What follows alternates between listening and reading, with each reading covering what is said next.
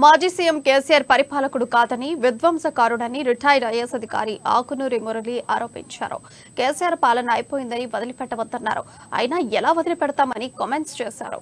Revenue, ఆర్థిక, విద్య, TSPSC, గ్రామ పరిపాలనతో పాటు అన్నింటినీ విధ్వంసం చేశారని మురళి ఆరోపించారు.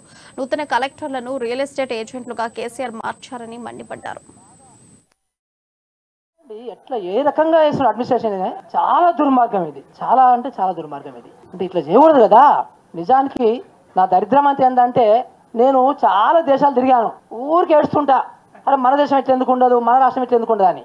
మీరు అందరూ ఏమనుకుంటారంటే లేదు అంత ధనవంతులు, అంత బాగా వనరులు ఉన్నటువంటి రాజ్యాలు, అందుకనే వాళ్ళంతా బాగుంటారు సార్, మనం ఎట్లా ఉంటాం, మీరు మరీ గొంతమ్మ కోరిక కోరుతున్నారు అంటారు. కానీ విశ్లేషణ చేస్తే మనకున్నటువంటి వనరులు ఏ యూరోప్ దేశంలో కూడా లేవు. స్విట్జర్లాండ్ అంటే దానికి నీళ్లుండవు, అంత పర్వత ప్రాంతాలు, ఒకప్పుడు గొర్రెలు కాసుకున్న వాళ్ళు అంతా కూడా వాళ్ళు. మరి ఈరోజు స్విట్జర్లాండ్ ఎక్కడుంది అంటే స్విట్జర్లాండ్ కంటే 100 రెట్లు వనరులు ఎక్కువ ఉన్నటువంటి దేశం, రాజ్యం మంది. అంటే తెలంగాణ నేను దేశంలాగా చూస్తాను యాక్చువల్గా నిజానికి. ఎందుకంటే 4 కోట్ల ప్రజలు ఉన్నటువంటి తెలంగాణ ఈరోజు దేశం అయితే ప్రపంచంలో ఉన్నటువంటి 200 దేశాలలో 36వ పెద్ద దేశం అయింది తెలంగాణ.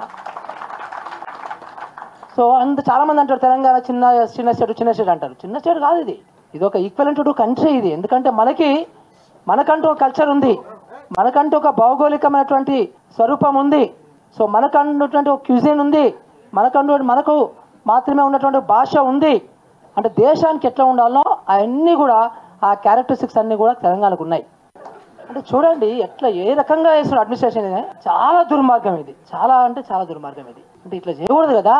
నిజానికి నా దరిద్రం అంతే ఏంటంటే నేను చాలా దేశాలు తిరిగాను.